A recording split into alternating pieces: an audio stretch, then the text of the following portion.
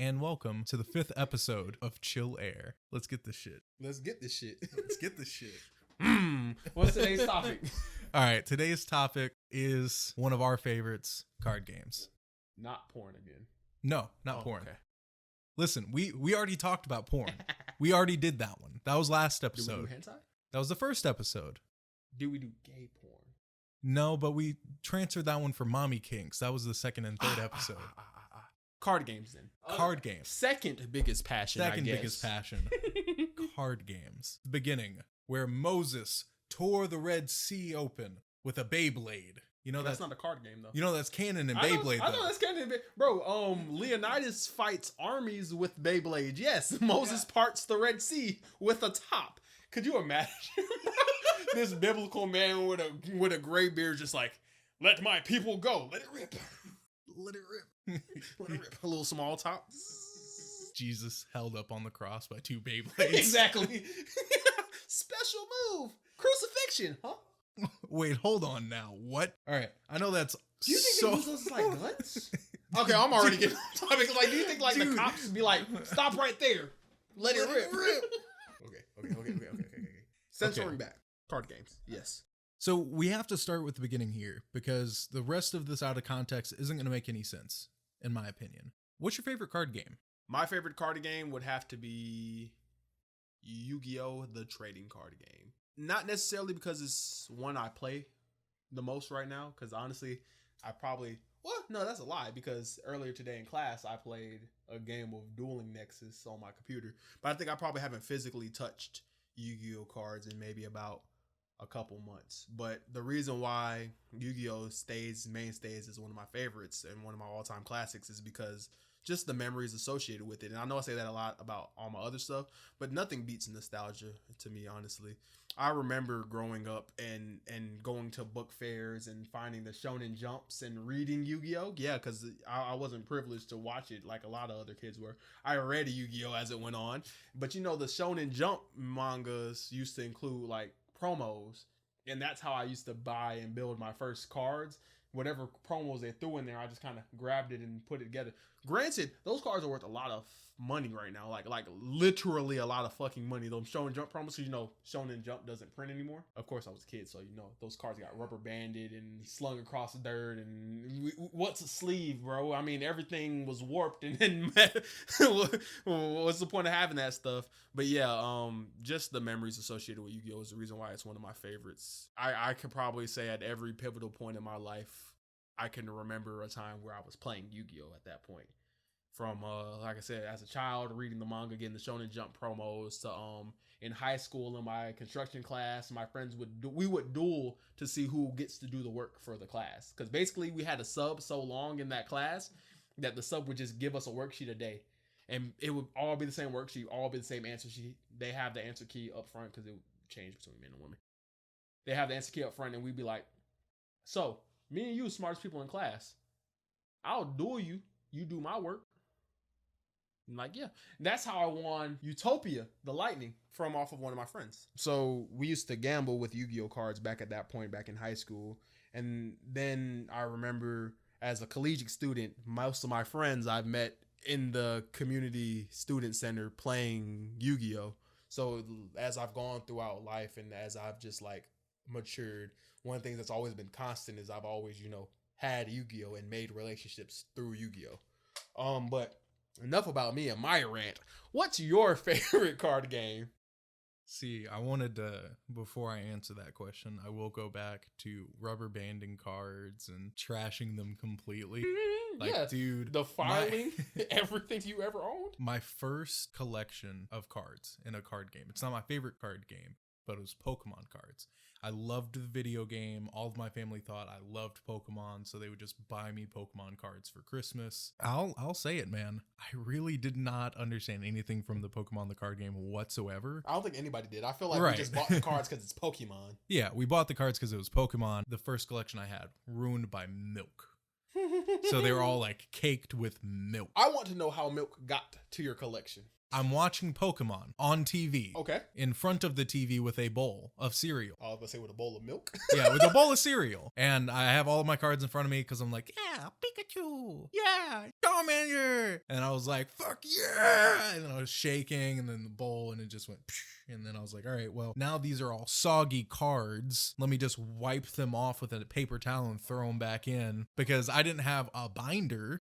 I didn't have deck boxes. I had a plastic Yu-Gi-Oh box with Yu-Gi on it with like a little handle because it looked like Kaiba's suitcase with a plastic inside with no corners. So it was all rounded edges. So you know all the cards in there were fucked right from the start. I mean, I won't sit here and try to demoralize you because like I just said, I used to wrap mine in rubber bands. But I think my Pokemon cards got done the worst way. Like I can't find my Yu-Gi-Oh collection, right? Because that's just dissipated as years gone on. Those cards got trashed.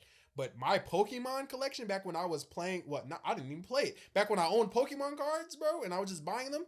I don't even know what the shit's called anymore. But it's like a little blue plastic billfold. Like it was like a Fisher Price thing. You're supposed to store arts and crafts supplies. Yeah, I know what you're talking about. I threw all my Pokemon cards in that. And guess what made it worse though? I think I got my Pokemon cards robbed from me because my cousins came over for a weekend.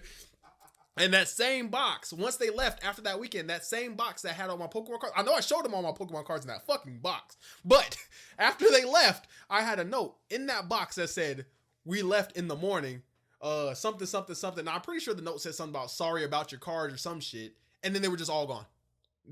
I never knew where my Pokemon collection, it just disappeared. I've had my cards stolen so many times because like. But by Emily? Yeah. No, not by family. No. I went suck. to like my neighbors. I had these two neighbors growing up. I think their names were literally Jaden and Jaden. No originality. That one, Jaden. Next one, Jaden. Yeah, and they lived in two separate families. Families. Jaden and Jaden. I thought you meant that it was like a brother and two kids, and then parents named both of them Jaden. No, it was Jaden and Jaden. They like one lived right next to me, and one lived across the street. We played Bakugan, the card game. Air quotes. Card game. And they would just like swipe my shit. Like we'd be sitting in the backyard. The Bakugan or the cards? All of them. I would say anything I laid out. Bakugan were free real estate, bro. You threw them shits, you're not getting them back. You never brawl those bitches out. You kind of just like set it on the card, let it pop up so you can watch it. You never let them go. You threw them, that's your fault. Back on topic.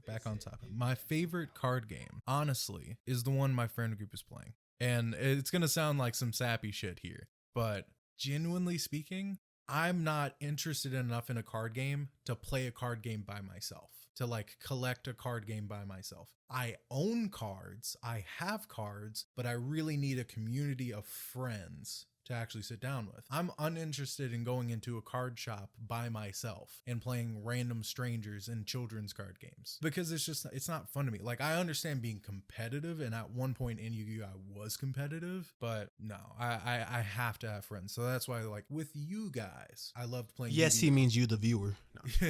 No. No.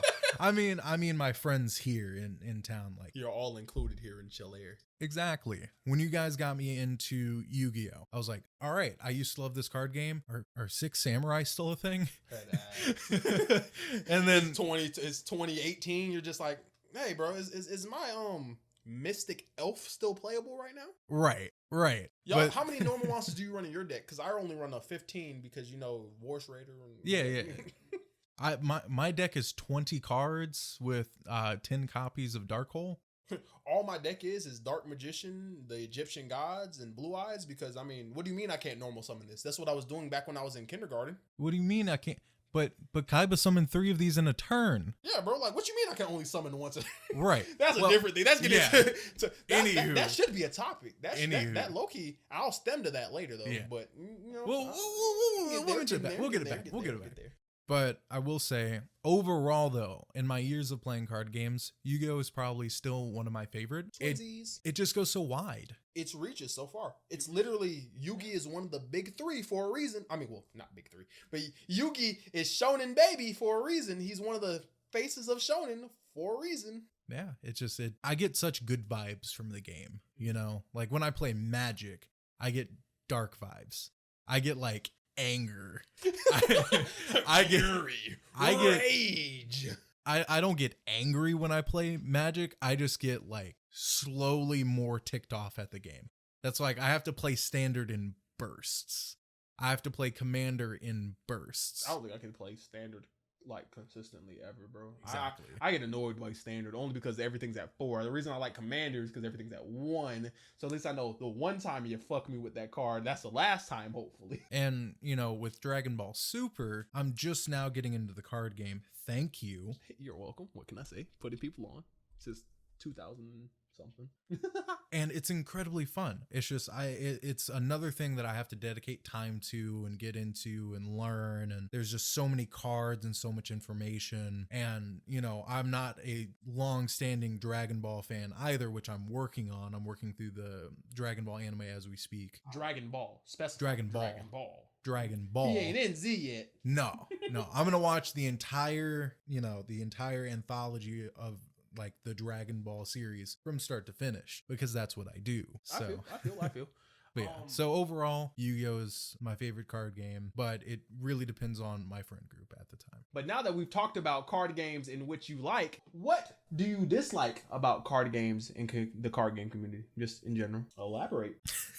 Why are you telling me to elaborate? Why can't it just be like, yeah, I mean, done. Yeah, I mean, done. All we're gonna do, done. Just ask questions, response. That's gonna end in the podcast. So if you see a minute-long podcast, just know that's why. Yep. You'd be like, so what's your favorite card game? Yu-Gi-Oh? All right, that's it. Wrap it up. Yep. Wrap it up. We're over time. I kind of have a list. I have prepared a list. I am so angry. Nah, it's mostly I've been waiting for this opportunity to trash the fuck out of this game. Number 1, availability of product. It hurts me so much. Because unless it's like brand new product out for the card game, it is still hard to find. I can't walk into a Target or a Walmart and have the card game there. Like Dragon Ball Super. Especially not a lot of options for it. Yeah, because a lot of, especially here, your card game for Dragon Ball is going to get bought. You know, I don't play Pokemon competitively and they always have Pokemon stuff in there, but from what I can see, it's old Pokemon stuff. It's not the newer stuff. And with Magic though, somebody's already came in and bought all the stuff that you would, all the new stuff are the stuff you're looking for, because that, you know, quantifies like the good stuff or whatever from those games. Now moving into card shops, and this is the one that pisses me off the most, because you're a fucking card shop. If I can't find specific cards that I'm looking for that are popular cards in your card shop, I'm probably not going to buy cards from your card shop. I agree with that in a sense. I do feel as though if you are a card shop and you are peddling a specific product, there should be no reason why you don't sell or buy singles. I feel as though every card shop, if you're selling cards, your mainstay should not be to be peddling or pushing product. It should be in getting cards and buying that market. And I'm not stealing your thunder from this. No, you're good. But that's exactly what I dislike about the card game community, is literally just the fact that all these card games at the base root of them originated as trading card games. They were supposed to signify that we're supposed to be like, you like this card? You want this card? I have this card. You want to trade for it? Not this card is 25 cents now. Your card you want is like $4. You're going to give me like $3 to compensate the difference. Then we'll make a trade. Everything is just in dollars now. And I know that's just how the card game market is, because I mean, without that stuff, with no regulation, nothing would have value. There would really be nothing going around. Stuff wouldn't be taken care of for specific reasons because it's not important or it doesn't cost more. But I do feel that when it comes, especially when it's your community, like when it's local, when it's within your friend group, or when it's within the people you play with, I feel as though everybody should have, especially if they want to get into a game, should have basically like almost a free entry into it. Like when it came, like how you said with Yu-Gi-Oh, I was willing to give you a Yu-Gi-Oh deck because I had so many cards. I'm willing to get people into card games. Just like with Dragon Ball, I'm willing to buy cards for people to get into it, or willing to give stuff for people to get into it because I want more people to play with and I want to put more of my friends onto it. But it's kind of hard when your friends want to get into it. They look at the market and they're just like, man, bro, I saw this deck list for this deck I really want to play, but this card that they have to run at 4 of is like $50 a copy. Exactly. And the main problem that I have stemming away again is just like being in the community, playing the card game actively, and still not being able to find the cards that you want. And I'm not even talking about popular cards. The main problem that it's a pet peeve of mine. I've gone to 7 different card shops between 3 different states, and I still can't find 7 copies of Seven Dwarfs. I couldn't even find 1 copy of Seven Dwarfs. I run 7 of them. I hate TCG Player. Gosh. Yeah, because that's another thing that card games funnel into as well. Yeah, they force you to buy from that market, because even like I said, like you said, you can't find the product you're specifically looking for, because either new product with the stuff you want and it gets bought out. That's just the problem with being a card game player. Yeah, the new stuff you want gets bought out really quickly. Then people scalp it when it's good stuff, and they'll make you charge and pay for it. Then when it's stuff you can't find or that's hard to find, nobody ever has it because nobody wants to peddle that old product, because that old product doesn't make money. And nor will a person go out and chance to buy Seven Dwarfs, because I know you won't go out and buy no old Magic packs to hope to pull Seven Dwarfs. You know, I'm not going to go and buy a ton of Eldraine just to pull 7 copies of a common. You know, and just like how you can't expect somebody who wants to get into a card game first purchase to be from off of TCG Player. Exactly. And like you can't expect people to. I, as a buyer as a whole, I do not shop online for real. The only places I shop when I shop online are from 3 places. I shop from Amazon, I shop from TCG Player, and I've ordered shoes with a gift card from Zappos. But literally, I've only ever bought online stuff via Amazon or via TCG Player. So telling people are always saying all the time, like, yeah, just go to Troll and Toad or go to eBay. I don't necessarily trust online buying. So of course, when it comes to card games and me making these investments and getting these cards that are scalped up for whatever reason, I don't feel comfortable with sending $70, $100 to this dude who lives in Arkansas, who may just send me a proxy of a fake card, or may just send, and that's just always a risk when it comes to buying online. I know there's guaranteed markets and there's people that are good sellers and all this other stuff, but the good never outweighs the risk for me. Yeah, I fully understand that. And it's just a pet peeve of mine, really. And it really turns me off. And like, I can't safely invest in a deck if I know I can't get the cards either, because I could understand playing with like 1 or maybe 2 proxies in a full deck. But if you're playing with like, even if that, but if you're playing with like 10 to 15 proxies because you can't find the cards, it means there's something wrong or can't afford it. I mean, if you can't afford it, that's like a community thing. Like, yeah, because the only reason you can't afford that piece of cardboard is because other people make that piece of cardboard more expensive. Exactly. But, I digress. I talked about that. We got it. Number 2 on my list, because I'm still angry. No, this is number 2. The first one that I talked about and mentioned here was the availability of product in stores. The second one, lack of acceptance in businesses. I have been stopped playing a card game in a restaurant before. That's what you're upset. I mean, yeah, you're not supposed to. It's not a card shop. No. I mean, like, legitimately, like, when you boil it down, lack of acceptance in businesses is like a huge thing, because like, where are you gonna go? Like, yeah, we have card shops, and yeah, we have some open spaces, but it's just like, where are you going to go? Like, where can I play this game without having to be in my own home? But you said that card shops. See, that's the only difference. Like, I understand where your point's coming from. Is like, you should be able, you feel as though if it's not disrupting or not doing anything, what's the point of me not sitting at this restaurant and playing card games? Yeah. Granted, like you said, we get specific places to do that. Like, you wouldn't want anybody to go into Waffle House and be like, yeah, let me cook my Angus beef burger right here in your booth. Yeah. But like I said, you know, if that person came in and was just like, you know, sitting there, is never really even an issue. It's just an issue when you're doing something you're not supposed to, especially when you have a designated space to do stuff like that in. But I do agree when I say that there isn't a lot of option for card game players to play. There's not a lot of options besides your personal place or a card shop. Right.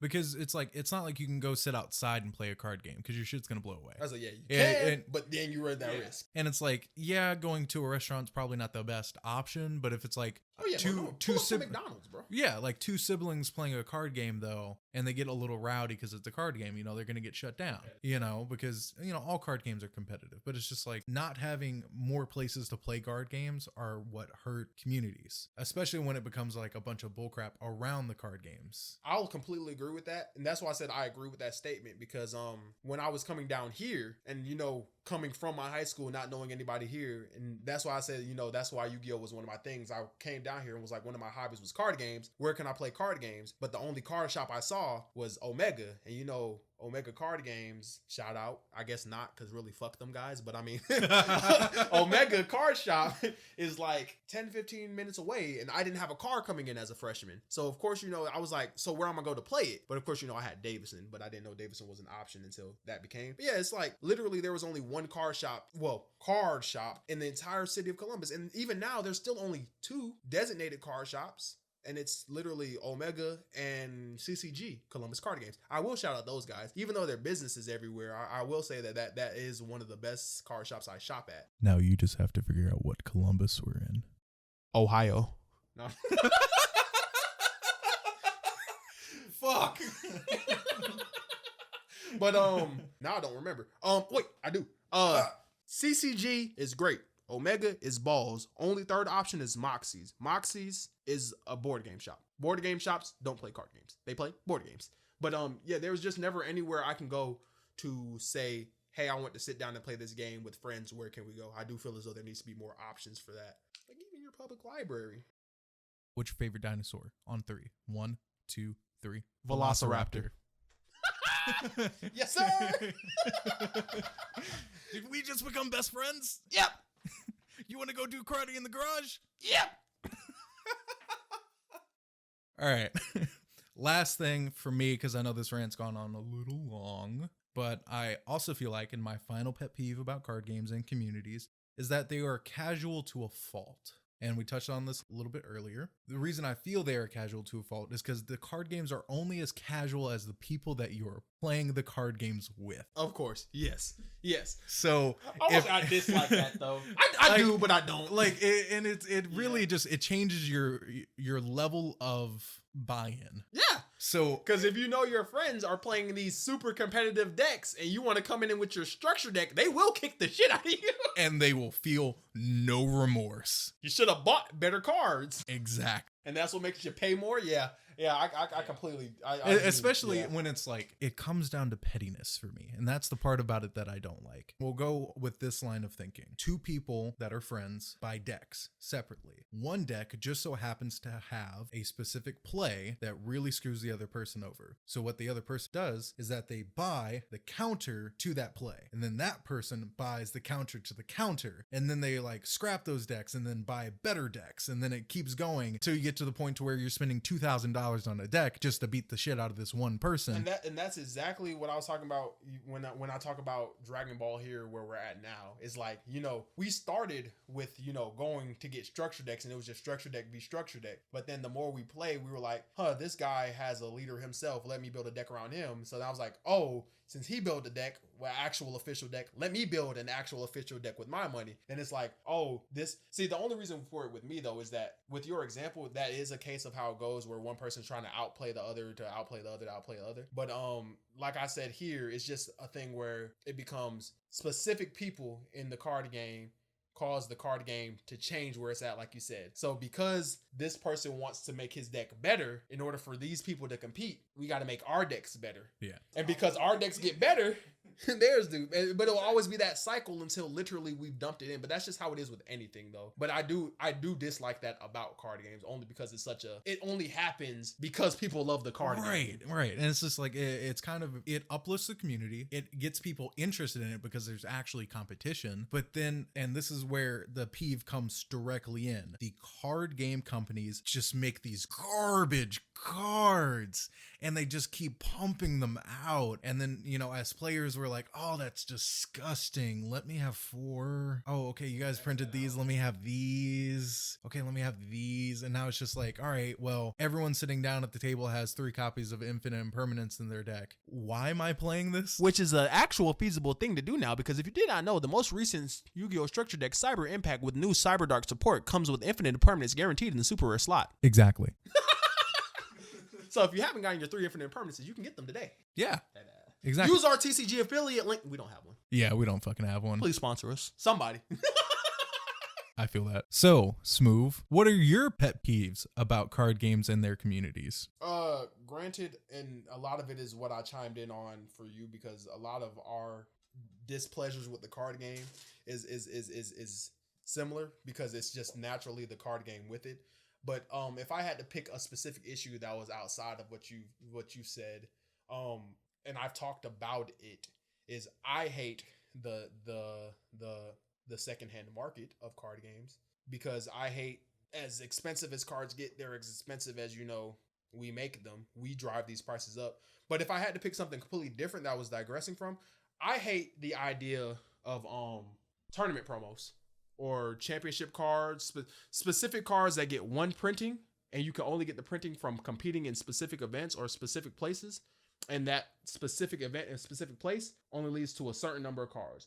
Like, I feel as though every card that a card game community should print should be able to be found. Might not necessarily be in that rarity. Of course, you want to incentivize players from playing in these competitions, but there should be no reason why the only way I can get this card is if I play in a tournament. The only way I can get access to this card is if I play competitively. Because, some card games only release cards, and I use Dragon Ball as an example because that's the one I'm playing right now, or playing mostly. But when tournament promos get released, the only way you can get those tournament promos is by participating and getting them out of the tournament promo packs. You can't casually buy tournament promo packs unless you buy them off the secondhand market or our card game shop, which means that whoever gets these tournament packs that are scalping them gets to charge whatever they want for them, because they know nobody else can get it unless they get these packs. And then we have a point where, one card is $100 or whatever or more, because the guys that have them want to hold on to it, and the guys that, want them can't get them because they can't get them unless they play competitively. And I feel as though no card game should force its community to play competitive in order to get cards. Get cards affordably, get cards feasibly. Because, your wallet big enough, you can get into any card game, because it's always going to be money. As Kaiba says, screw the rules, I have money. But yeah, I just feel as though no card game community should incentivize playing competitive, especially when the people that might want specific cards don't want to play competitively. So yeah, I just feel as though no card game should ever incentivize doing that. They should make cards available for everyone. I guess stemming from that, though, my main question after, so what do you think of like the tournament prize cards that there's like only one of if you win the tournament that can't be played in standard? I am fine with those. And like I said, I do understand the premise of it, but I feel as though a feasible fix is you have your tournament promo, right? But if you're releasing that tournament promo, release like a common, a super rare, or release it in a core set. Don't just make it only accessible in TPs. That's where my issue comes in. Like, so, and I use Dragon Ball again as an example, there are tournament promos you can only get from playing in tournaments. You won't be able to find these tournament promos in just a pack that you'll find at your Target. It's not necessarily in that card list or in that card pool. And they never pull those TPs to that card pool. So it's always a point where you can't get these specific cards unless you play in a tournament. I understand like winner cards, like winner stamp cards, gold stamp cards, second place stamped, or special cards you only get for participating and making into top cuts, special mats, special sleeve. I understand all that, and all that's fine. It's just, I'm asking that if, example using Dragon Ball, Super Saiyan 3 Gogeta, Thorn in the Dark Empire, $93 card because it's only a tournament promo. The only place you are getting that card is from a tournament promo. But then the time they re-release the card, guess what they re-release it as? Fucking promo. So you still don't have access to the card. The card still doesn't go down in price. So we're still just stuck where this card is $90-something and nobody can get it, because the only way you can get it is if you play in the tournament. Which is absolutely garbage. You are correct. Yeah. I have nothing against prizing. I have nothing against that. But I feel as though if you're going to make a specific card a prize, at least release it in the core set, so somebody can have access to it. I'm not saying you have to make it a common, but I mean, like, at least be able to where if I'm playing in a tournament around the same time this set comes out, I can go buy a set of this pack and still hope to get that card. One question that we should have done at the beginning: what card games are we currently playing? And I have stemmed on this, but I am currently playing Dragon Ball Super, the card game. And basically, the reason why I play it is because it's the card game that's around my community. Did I ask? I'm joking. I did ask. But it's the one that's played in my community. It's the one that's played by everybody around me recently or in my immediate circle. I love Dragon Ball as the anime lover that I am. I won't call myself a weeb because then people are gonna be like, oh, you're just like the other ones that wear the tails and go I data by yo all the time or yeah. I'm not one of those, but I mean, fucking baka. Cool points drop. I know. Your cool meter plummeted. I only know it from playing Yakuza. That cool stock flop. But okay. It's the one that everybody plays around. It's the one from an anime that I've watched, so I get most of the references. And the card game's still relatively up and coming. And this is me touching back. But the thing I don't like about this card game specifically is collectors. And I know that sounds stupid, but Dragon Ball collectors are at a different type of breed. Literally, they're the only people I know that will have no idea about this card game whatsoever, and their first thing they want to do is go buy a box, a sealed box of product. That's why they ain't never no Dragon Ball product around, because all these collectors might not necessarily play the game, but they're like, it's Dragon Ball. There's Goku on this. I watch Goku, buy box, and then boom, no product. But like I said, I think collectors come in, and that also stems to the secondary market as well as collecting, because you always have to look at collecting when it comes to that stuff, the collecting side of the game. But collectors make Dragon Ball expensive when Dragon Ball isn't expensive for real to get into and learn. But I digress because I'm on my soapbox because I love Dragon Ball and I want this community to just get better, get bigger, get larger. But yeah, just I am playing Dragon Ball. What are you playing? The question was, what card games are you playing? Yeah, and I'm playing Dragon Ball. What are you playing? I'm playing with yourself. Besides that, yeah, I'm playing Dragon Ball, Yu-Gi-Oh, Magic. Oh, it's just ones you play? I thought you said, what are you playing right now? I know I said, what are you playing right now? But we play all of these card games. Yeah, I was like, saying, I didn't know it was what we play. I thought it was what we were playing. No, the purpose for the question was to just state the card games that we were basically gonna cover. Which, like I said, we should have talked about at the beginning, because I feel like just jumping in and being like Yu-Gi-Oh, Magic was kind of yeah, it's still pretty fun though. I feel like we should take that time. What's your favorite? What card game are you playing right now? One card game. One. Uno. Don't think. Uno. That's the card game you're going with. All right, he plays Uno right now. Fuck. I was just being Hispanic. Anywho, second card game we play. Commander's not a card Magic. game. I mean, it's Magic specific. Okay, yeah. You play Magic. Yeah. Any story about that? Before I circle back and ask the question that we've already asked, but I want to get my point on it now too, because I didn't get my point on it when we were talking about card games we play now. Okay. What card games do you play? Magic, Yu-Gi-Oh, Dragon Ball Super. We tried Pokemon the other day. It's a terrible card game. It's nothing like Dragon Ball. Nothing like Yu-Gi-Oh. Nothing like Magic. Dude, like Pokemon was cool. Like, I think it's a cool concept. It's just we've been out of the loop so long for Pokemon. We didn't have the nostalgia days where it took like 13, 14 turns to actually make competent plays, because now the game is just so fast paced. It's always been like this. I never knew. From what I've seen from my research, Pokemon's never been slow for real. I don't like it. It's just, that's the reason why I hate the card game, is because it's not slow. And literally, I mean, as you saw, when I built a competent deck, I was able to funnel through about 40 cards out of my deck turn one, because item cards aren't once per turn and supporter cards are. And so when I go through my whole hand, bench on my Pokemon, Cynthia draws 7 more, then I acrobike. All I'm doing is adding and drawing. I'm going to see what I want to see eventually. I just wanted to play the 3 main starters, okay? That's all I wanted to do. That's the point you're past now. You're past the point where you can have fun.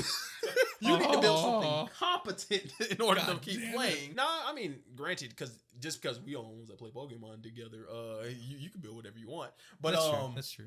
Anything else you play?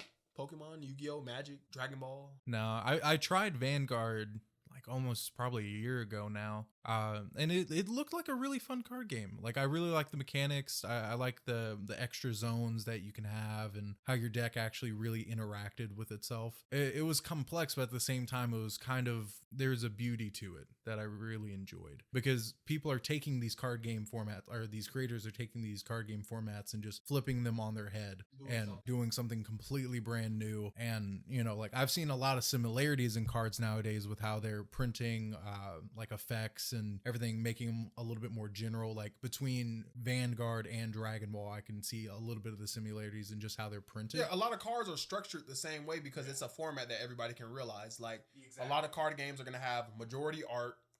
You'll have specified costs of whatever, which could be whatever. You can have your effect, which is gonna be the text towards the bottom of the card. You're gonna have a description of the card, maybe whether it be the name on the top, bottom, wherever it may be, and you're gonna have just what it does. But it's always exciting to see how these creators make these rectangular cardboards interact different to make a whole different community. That's what I always like. It's just fantastic to see. And Vanguard is great, but not really. But it's great. I don't like, it's too much going on in the cards. I don't like to read all that small text. That's what I don't really play Vanguard. I own a Vanguard deck, but I will never go and do research on Vanguard products. Also, I hate how they retconned like most of their cards, because if you ever talk with a Vanguard player, like the OG original like series of stuff is just gone. Like you don't even touch that shit. You can't play it no more. Yeah, they play a specific format for that. It's like Commander for Magic, but it's a different set to use that old stuff. It's not like Magic where you can pull a card from 30 years ago and it'd be the most broken card in the entire series. What is it, Black Lotus or Lotus Petal? Lotus Petal's the legal one. Black Lotus is the illegal one, right? Yeah, Black Lotus. Yeah. Pretty sure. Yeah, Black Lotus is the illegal one. Black Lotus, example, add here. Look, really? Picture. Really? That's the example we're using? Picture. Black Lotus right now. I don't know what this is on. I don't know what platform this is. Think of Black Lotus. Think of a lotus, but it's black, and that's what the card is, and that's what it does. But do you know why Black Lotus is broken? Because it's zero cost mana rock. Yeah. So, yeah. The exact reason. Yeah. All right. It's a zero cost mana rock. All right. Okay. We'll move on. No. Why is Black Lotus? We'll move on. You know. I'm dead.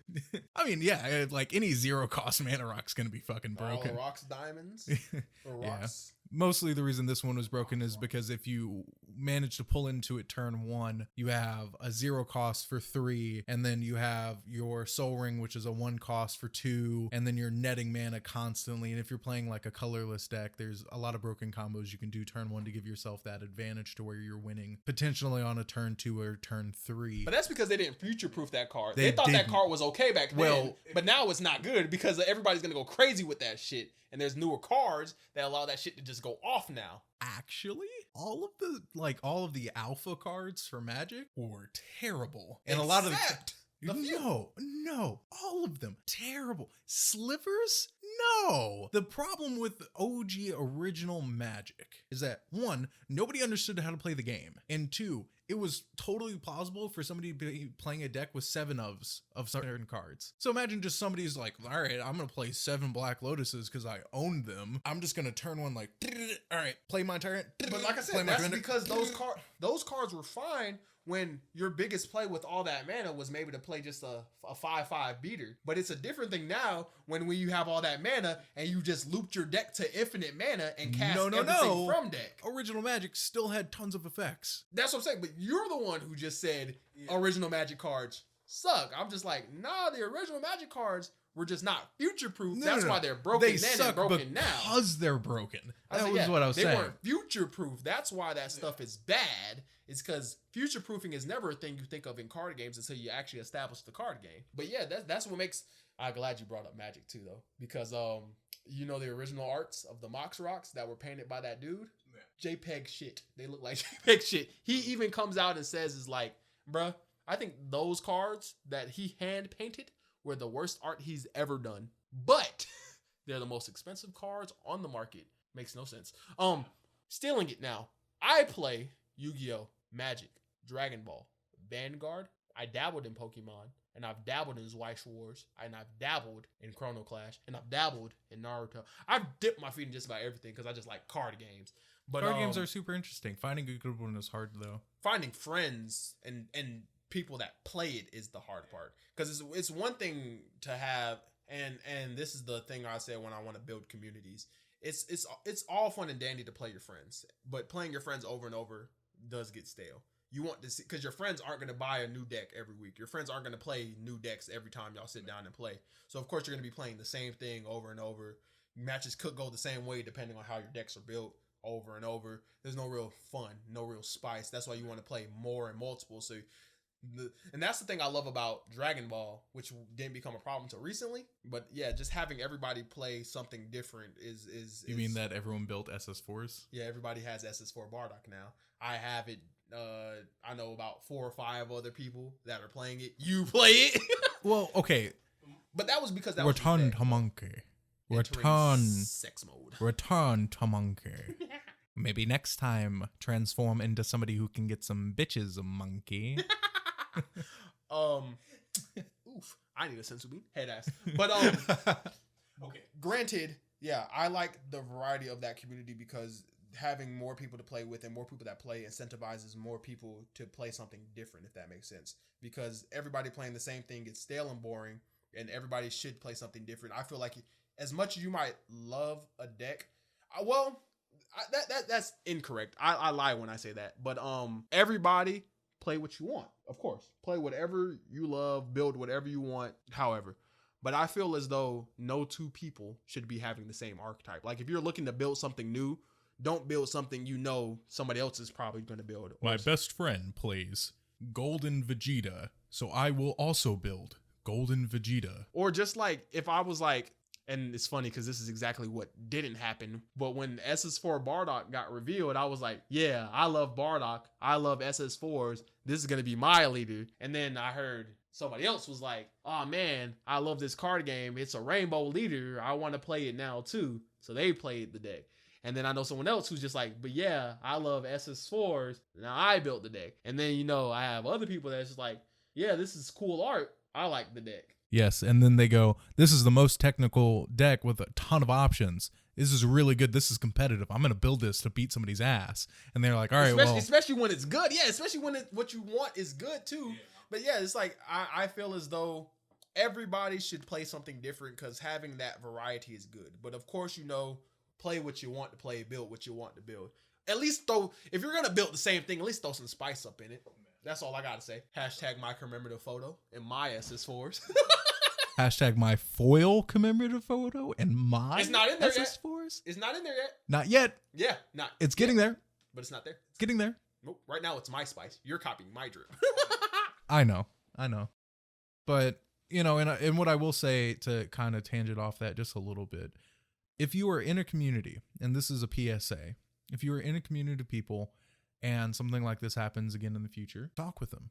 Yeah, everyone, especially if everyone likes that, like the SS4s for me are like, that's the only thing I ever knew about Dragon Ball. Yeah, everybody that's has the reason for it. Right. Everyone has their reason for it, but at the same time, the thing the way that cookies crumble. But I also think that's only going to be the problem with this deck. Let me finish my PSA.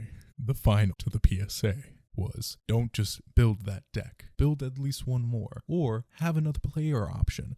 Because if everyone's playing the same thing, it gets boring, like you said. And that's why it's just like, you have to have the understanding. So it's like, build Golden Frieza. But also, if you want the SS4 deck, just build the SS4 deck, because it allows for them to go wide as well. So you have multiple decks. I only have the one. Yeah. And I don't expect you to mirror match me every single time. Yeah, that's exactly why you'll never see me sit down and slap the same leader across from me. I might do it once just, to have the fun of the mirror match. Yeah. But, I'll never sit down and slap the same deck twice. I barely even play best of threes because when we play casually, we never really play best of threes anymore. We kind of just play games and they go as they go. But I mean, as a segue from this, you brought this up and I'm sure we kind of touched on it a little bit. But what's your favorite deck? That was my question. You had the last one. I get this one. What is your favorite deck, Destro? It's Dex. No, you get one now. Yeah, now you got to think through all your card games and pick one. You don't get choice anymore. Now, what are your favorite decks? It's Cyberfur Golos Mutate. That's my one deck. No content. Cyber Golos. Cyberfur Golos Mute. Yeah, nah, but in all seriousness, favorite decks, I'll just do a quick rundown real quick. There's 2 for each of these card games except for the last one, obviously. First up, Yu-Gi-Oh! Cyber Dragons. It's the deck you built for me. It's the deck that you gave to me to get me in, which brought up a ton of nostalgia, and it really kicked off our friendship, and I'm super appreciative of it. Like, dude, I love Cyber Dragons. But I love Cyber Dragons not because of the anime or Zane, but because of you, and I appreciate it. All love. I appreciate my shout out. Yeah, thank you. All love.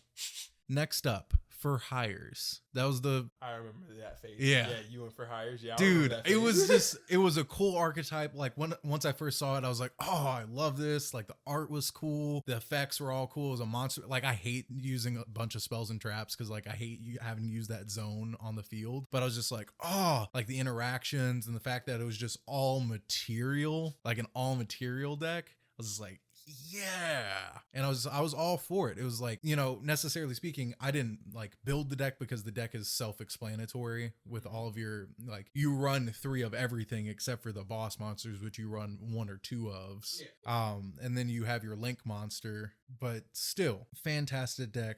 Loved it. Next up for Magic, Golos Dwarves. You mean the band one? No. Yeah. Yeah, banned Golos 5-color dwarf because I wanted a dwarf tribal commander deck and there was no good dwarf commander that had more than 2 colors. Because, I don't want to just play white, red. I want to play all of the colors. Yeah, you want to play them all. Because I wanted to play white, red, black. You don't want to limit yourself to just 2 colors when you can play them all. Exactly. Alt Art Mutate. This is going to be homework. Alt Art Mutate. Mutate's cool, but all of the Mutate cards have alt arts. Some of them have Godzilla alt art. It looks fantastic, but even without the Godzilla alt art cards, like all of the alt arts look so good. And really it's like I was building that deck on Magic the Gathering Arena before they rotated out of standard, and I had not necessarily a mostly alt art deck, but the alt arts I actually liked. So like Pouncing Shore Shark, beautiful alt art. So you're saying more that it's your favorite deck because the art's pretty more. The art's super, well, it's also incredibly broken. I mean, yeah, but I'm saying like as in, but the real reason. I'm surprised you didn't, is that all your Magic decks when you talk about? Oh yeah, those are my 2 Magic decks, and then... Dang, I'm surprised you didn't talk about, the D&D set. None of those? Does So here's the thing with D&D. I've been playing around with it so much, trying to make it work, trying to pull the best cards out. And I think I did a pretty good job. Like my 5-color T-Mat deck is a strong deck that makes me feel like a dungeon master to where I'm actually pushing you guys through a ring. But in terms of like power level versus everything else, and it's like a little lackluster. In terms of it working well together, it's a little lackluster. Yes, we can have, Venture. And yes, we can have effects that affect all of our cards. But it's really like 3 cards in there that are actually worth using, and it's Commander. So you only get them 3 times, and if they get banished, well, now there are 3 cards that are banished. The D&D set is way better in Standard because you can use 4 ofs and you actually make them work better together with more of them. So that's why those were excluded off the list, just because it's such a cool set. It's such a good set, but I needed more. It's okay. I understand. I mean, I'm only saying it because I know your relation to the D&D. Yeah. Granted, they don't know it, but that's why I say it's a prize. Yeah, I need more. That's the main thing there, because the only reason that T-Mat deck works is because I breached from the actual D&D set into the D&D Commander set, which added another list of cards and also reprints of other cards. So that's why that deck is competitive, because there's... Playable. Competitive. It can compete. It can compete. It's playable. It is a legal deck, yes. It is a legal deck within the confines. And lastly, SS4 Bardock for Dragon Ball Super. Elaborate. Why is that one your favorite? It's the only one that I've actually built, i.e. paid money for, and had somebody else build for me. Thank you. Again. You're welcome. Thank you. You're welcome. But also because, like I said earlier, I have that relationship with Dragon Ball to where that's the only thing that I know. And it was like seeing that as a little kid coming on the TV in the morning, where he goes from Super Saiyan 1 as a, kid Goku, then Super Saiyan 2, and then hitting Super Saiyan 3, and then hitting SS4 Return to Monkey. The real man. The real man. I was just like, You know, I could really understand why all these kids were screaming trying to hit Super Saiyan 1 at recess. Yeah, once you hit there, it's nothing but easy. But what's your favorite Dex move? So I guess I only have two for Yu-Gi-Oh. I think. But my favorite deck, of course, in Yu-Gi-Oh, as you stated, is Cyber Dragons, because that was the deck for me. That was when I was getting into Yu-Gi-Oh, like the second time when I was actually playing it, like when I was literally making decks, was around GX, and GX era was when I really liked Cyber Dragons, because I didn't want to be a fanboy, because I liked heroes. I loved elemental heroes, but everybody loves elemental heroes because they're fucking superheroes. So I didn't want to be that guy. So I was like, you know what? I'll be Edgelord. Who's Jaden's protagonist? Oh yeah, Zane. I like Cyber Dragons. And then the deck just happened to be good, and it plays around the parameters in which I like of Yu-Gi-Oh. As a card game player, if you all don't know, when it comes to Yu-Gi-Oh, I'm very Oonga Boonga beat the shit out you. For Magic, that means green. So yeah, my premise is we get really big, we hit for game. And guess what Cyber Dragons did? Get really big and they hit for game. So that was the thing that just kind of drew me there, because I won't say I don't like interactivity, but it always makes me feel cool when I just make this overpowered, really big guy. You can't do shit except get hit. For Dragon Ball Super, that means max power Kamehameha wave. It's greater than my current energy, so you will warp it. But yeah, that's the reason why that's one of my favorite decks. And then my second one, and this is more recent because it's me actually developing a love for the card game. There's a reason why I love it. I love Fluffles. You might not know about Fluffles, or I would say this for the viewers at home, but I believe it's Yu-Gi-Oh! It's the one with pendulums, and I think it's Arc 5. Yu-Gi-Oh! Arc 5 with Yuya Sakaki. I remember his name. See, I just had to remember what show it is. But important character, important friend, main character, whatever you call him, named Sora. He plays Fluffles, and the Fluffle archetype, or Frightfurs as some might know it as. But basically, or Edge Imps, because technically all three are encompassed in that, but the archetype itself is called Frightfurs, but I mean, because that's the name of the fusion monsters they make. But basically, you have your super cute, fluffy, stuffed animals, like your teddy bears, your dogs with wings or whatever. They're really cute. And it's a fusion-based deck, and that's one of my favorite mechanics in the game of Yu-Gi-Oh! Is fusion, because the purple cards, purple is cool. But so yeah, you got these super cuddly stuffed animals. And then you have these razor blades, scissors, and swords. And they fuse together and they make chimera stuffed animal blade hybrids. Like you have a stuffed lion made of buzzsaws, or a bear that has a pair of shears as a stomach, or you get a tiger that has claws and drills, and it was just really cool to me. And of course, it's also an aggro deck. It's very beatdown heavy. As in the Yu-Gi-Oh! Card game community you might know it as, is Wolf OTK, because what Fright for Wolf basically says is however many fusion materials you use to summon it, it gets to attack that many times. And Frightfurs is very good at clearing a board, or just going second and you don't make a board. We make Fright for Wolf 2,500 attack, and it can swing 10 times. That's enough for 8,000 damage right there. And that was another thing that drew it to me. And also, Sora's one of my favorite characters in Yu-Gi-Oh!, which is funny because as we had our card game podcast, you know how I said I want to be a card game character, it would have to be my favorite. My favorite is Sora. Because in the anime, aside, he plays one of my favorite decks, but in the anime, he's also like this demented fucking kid. Like, normally he's like the sweet kid. He's literally an encompass of what his archetype is. Yeah. He's a sweet kid eating lollipops and like, oh yeah, I want to learn how to do duel. I love dueling. Dueling's fun. And then when this man makes fusion monsters that fuse with those scissors, he's just like, oh yeah, I'm ready to demolish the mess out of you. And he gets this crazed look in his eye, and he's just like, yeah, we fusion summon. We're gonna kill. Da da da da. And that was just always like, that's cool. That's just cool looking. So since you made me honorable mention D&D, I'm gonna make you honorable mention your second favorite, Deskbots. Oh, bro. See, Deskbots is the reason why that it's not a favorite. It didn't get much showtime in the anime, but it is one of my favorite decks to play. It was when I came to college is where I found out about Despots, and that's where my love for Despots came from. Because I was, after taking a hiatus from actually playing the game outside of like sad moment, but I'd shuffle my decks and play myself in imaginary hands, as I'm sure every kid's done, because you know when you have a card game, you don't play with anybody, you play by yourself.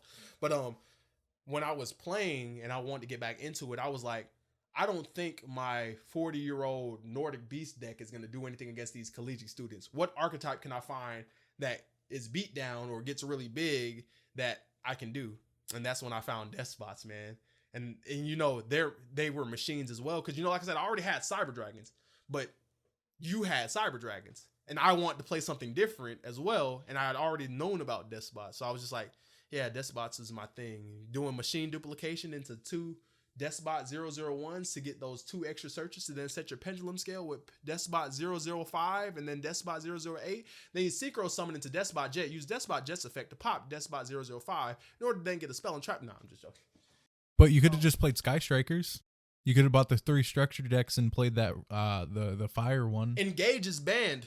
No. Nah, it's at 1 now. But yeah, so Frightfur, Cyber Dragons, 2 favorite decks in Yu-Gi-Oh! Pokemon, don't have a favorite deck, but my favorite Pokemon is Deoxys. So I love building decks around Deoxys. Mine's Lucario. He was my main in Smash. He's my favorite Pokemon overall. But in this card game, it's Deoxys. Because, you know, he has all those forms. He was transforming. That was cool for me. Speed form, strength form, whatever. Yeah. Magic the Gathering. If I had to pick a favorite deck from Magic the Gathering, I love my Ninjutsu Commander deck. Because, you know, I like ninjas and Datebayo, Believe It, all that shit. So having your cool points down. So having ninjas and magic was like cool, and I like ninjas because you know they're ninjas. And yeah. And then if I'm going into Vanguard, I play Heroes, Nova Grapplers. I play those, and that's my only deck. So of course that's going to be my favorite. Nova Grapplers, humans, those guys. When it comes to the Dragon Ball Super card game, favorite deck of all time have to probably be Shinron, structure deck Shinron. I love my SS4s. I love Bardock. Bardock's favorite character in the anime. I love Hercule, second favorite character in the anime. But my fascination with Dragon Ball doesn't really necessarily even come from characters. I love Shinron. Shinron was always the cool dragon. You get the balls together. He answers any wish. He had different forms like the red Shinron, the buff ass 2-arm Porunga, the super Dragon Balls, all of them. State your wish. Don't waste my time. I want the most comfortable underwear in the world. Granted. But yeah, so the concept of getting those really cool Dragon Balls with the stars in them, they look cool. Then they made this big ass fucking dragon, and as a kid, of course, you know, dragon, it's cool. And then dragon's supposed to be most powerful being. It's the whole reason why they're looking for is this dragon's balls, this whole anime. So do you have the Dragon Balls? Exactly. Man, these Dragon Balls sure are heavy. Man, you'd think the Dragon Balls would be bigger. Listen to this with your eyes closed. Let that take you on a journey. You put your own little fan fiction up in there. You got Destro on recording. Sorry. How big those balls are, and he wished they were bigger. Wow, Bulma. I didn't know you liked me that much. Oh, shut it, Oolong. Those are just my Dragon Balls. Exactly. And that's a good thing that you're watching OG Dragon Ball that you can make, because that's when they reference the Dragon Balls the most is in there. Because once you get out of Dragon Ball Z, really, I think they care about the Dragon Balls through like the first few seasons of Dragon Ball. I know once. Whoa. Once Cell, I think gets there is when they stop really giving a shit about Dragon Balls. They use them, but I mean, like it's more like, oh yeah, we just off screen found all 7. That's how it goes. Bulma, where have you been? Oh, you know, I've got 6 of the 7 You have what? Yeah, that's literally how they go. It's like one episode, you're like, oh my God, Boo just murdered everybody on the planet. Off screen, you know that then they collected all 7 Dragon Balls to wish all the humans back? Like, okay. I thought it was supposed to be a commodity to find these things. But yeah, they just find them casually. But back to it. Shenron, favorite deck, Dragon, big guy, really cool, shiny cards. That's why I love it in Dragon Ball. Those are my favorite decks. All of that's going to get edited out. Fuck you. Next up. So we've touched on a lot, just the card games that we like. We've talked about the decks that we like, but let's get into the gameplay just a little bit.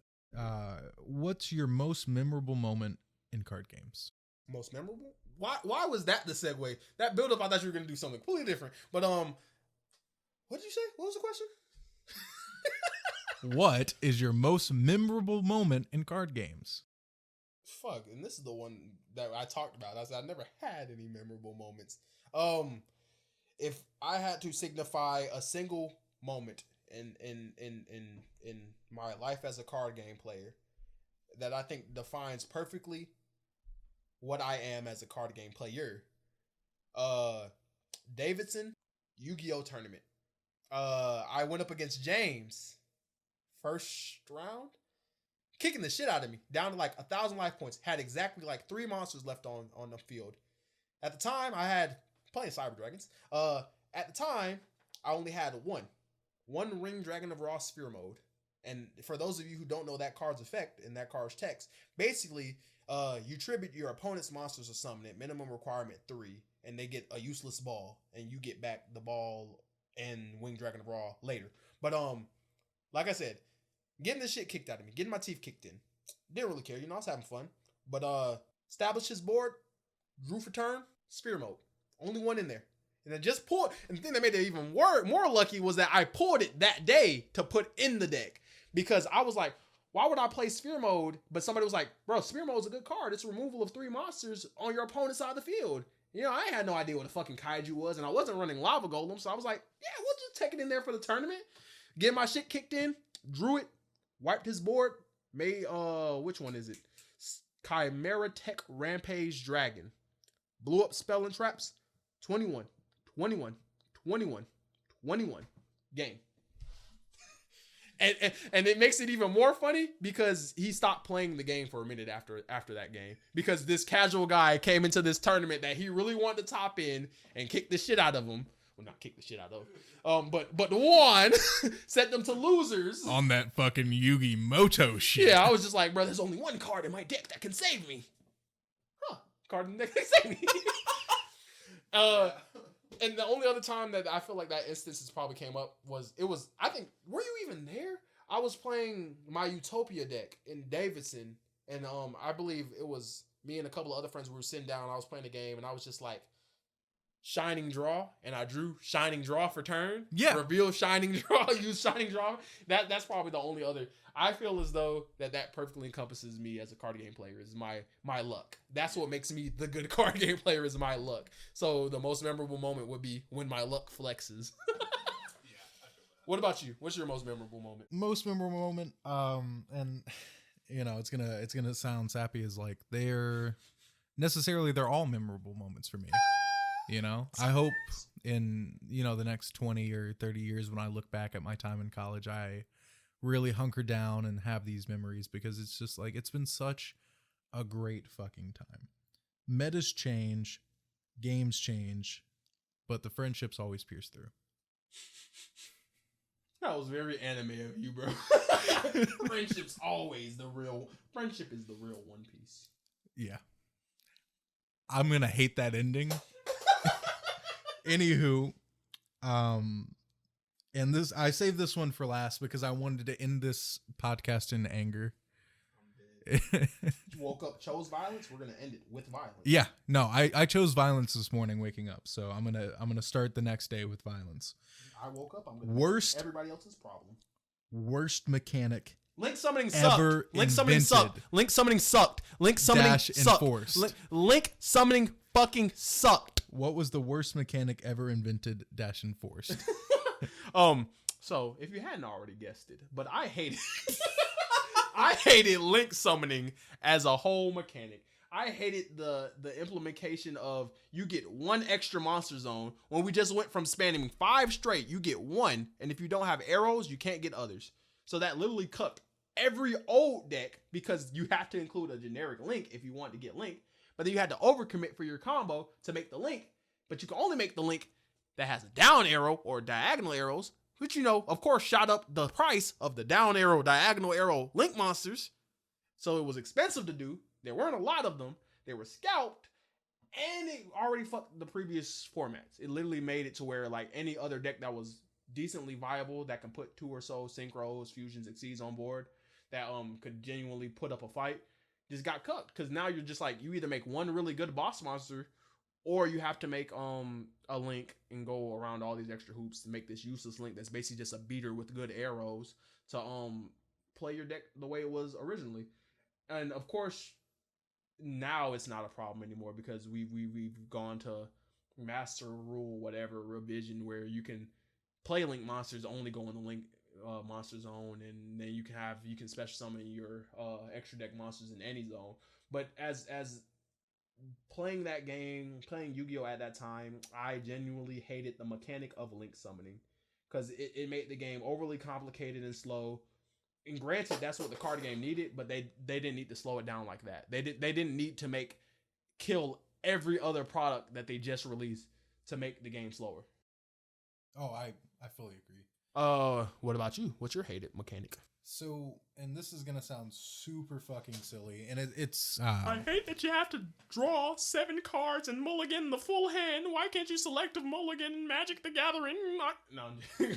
No, it's legitimately for me, and this is only on Yu-Gi-Oh. This is Yu-Gi-Oh's fault. Yeah, bro, Yu-Gi-Oh sucks. We well, fucking hate it here. And after the new release of the newest Magic set, Midnight Hunt, this is both of you doing this to me constantly, and it's really just stall. It's just stall, and it's not just the fact that there's stall in the game, because I can understand like stalling out your opponent, but it's stall and burn. I hate tick damage so fucking much. So if you can stall my entire field and stall my plays or prevent me from playing the game, and you're over there like, I'm going to play this card and you're not going to take your next turn, but then I'm going to play this card. And, you know, it's a one-sided match where, you know, you're either going to lose or you're going to be the toy and they're going to be constantly chewing on you the entire time like a dog. It's never going to be they win there. It's going to be they win slowly. Exactly. It's not fun. Like, I've legitimately played games of standard lasting 3.5 hours where somebody's just like, all right, play a land, destroy monster, clear field, play land, destroy monster, clear field, negate it. I can't stand it. That's why I can only play standard and burst, and that's why I can't play certain types of Magic decks.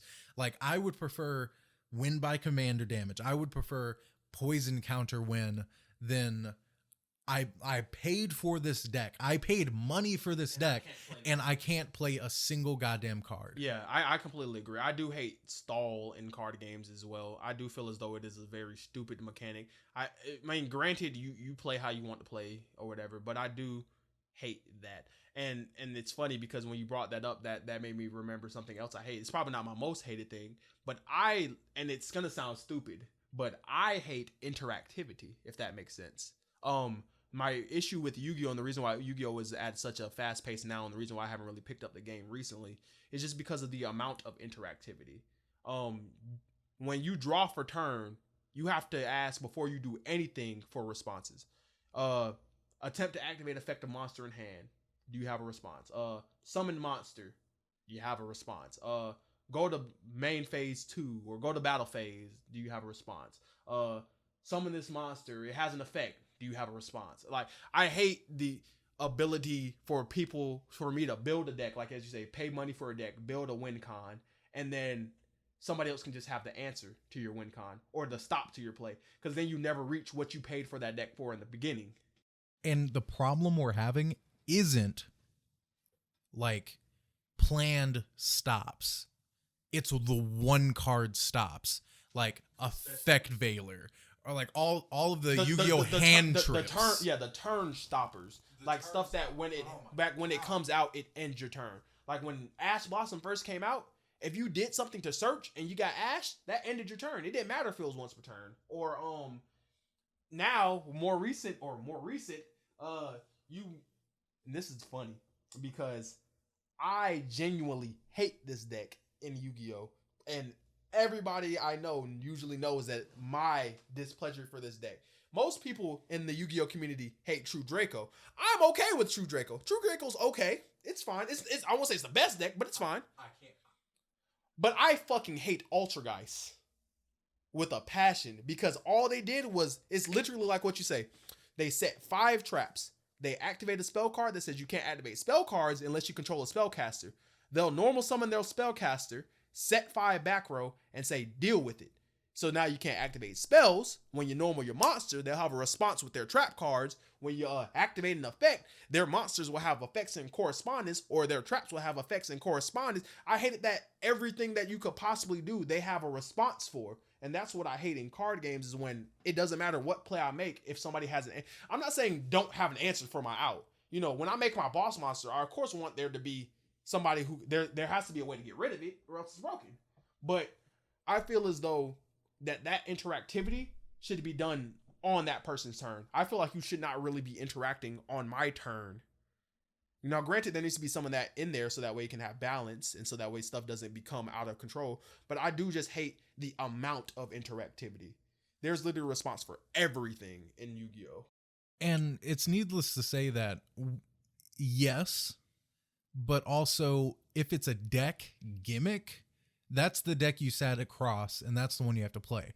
But for the fact that it's teched into every single deck. Yeah, it's not a deck's gimmick. In Ultrageist, that is the deck's gimmick, but that's the thing, is because it's the deck's gimmick, plus they get to use generic shit that just interrupts. Exactly. Like, for me, the 2 decks that I shouldn't have to play a generic out to this deck.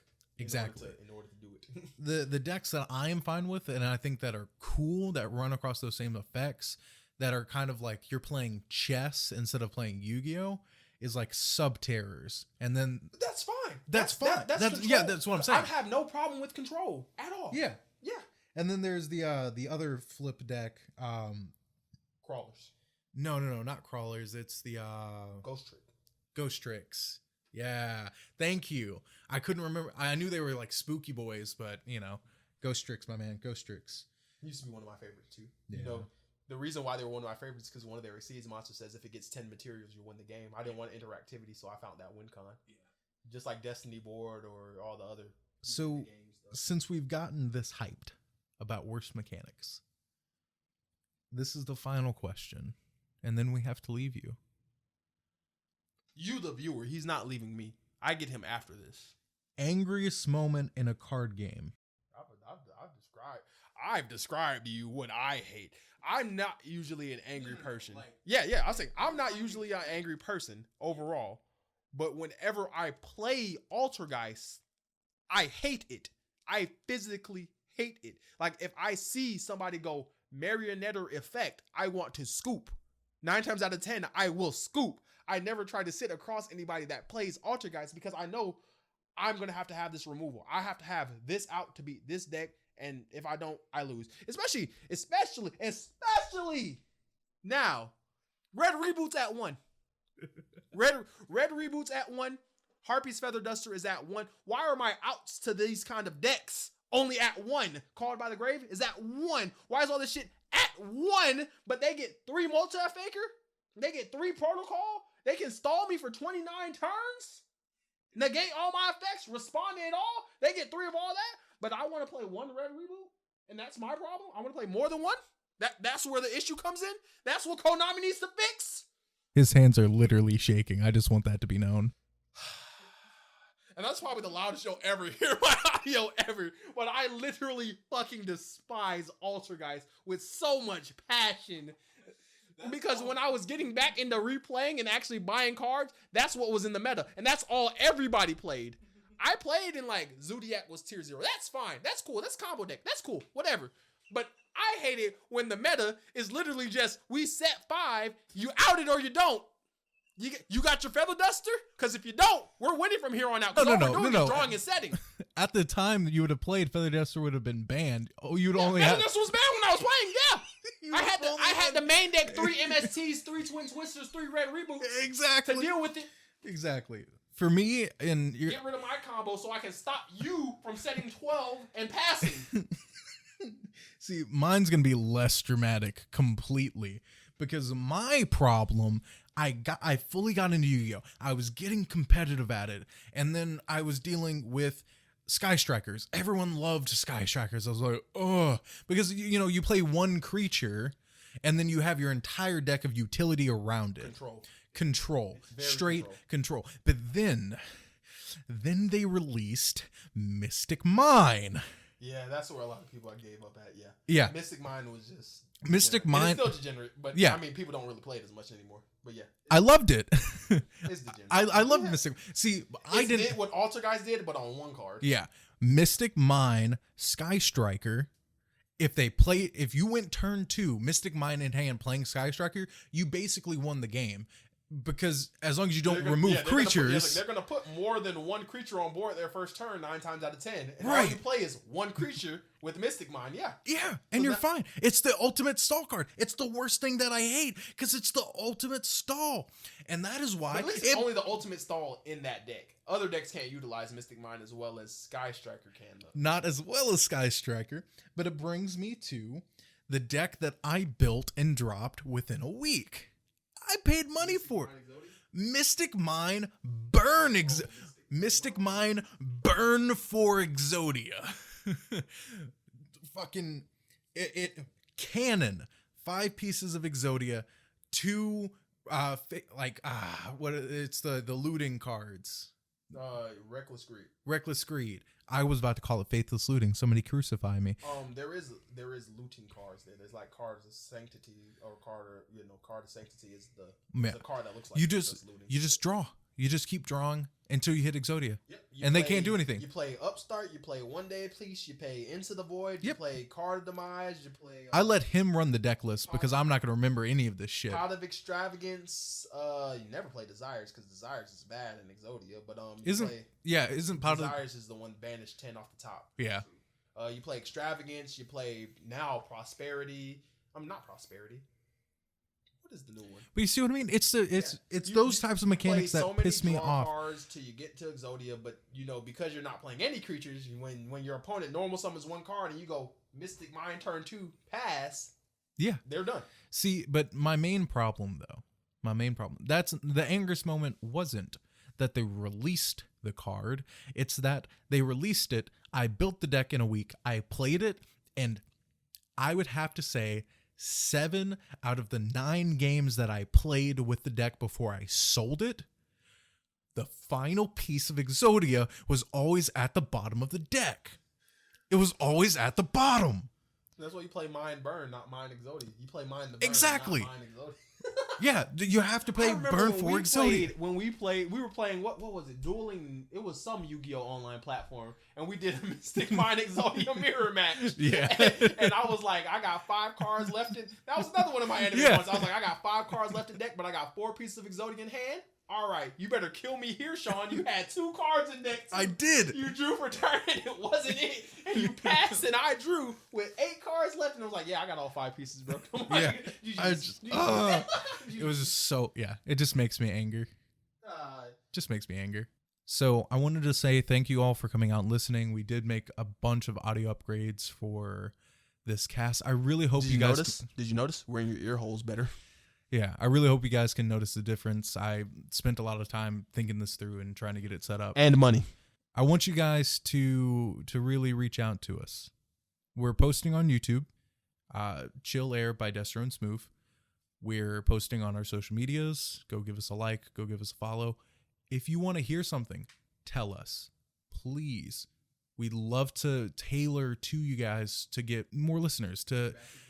Feedback is fantastic. We want you to tell your friends. Whatever it takes for you to vocalize about us, we will do. I'll give you my address if it gets you to comment. No. But yeah, thanks for coming out. This has been Chill Air. I'm Destro. And I'm Smoove. Stay chill.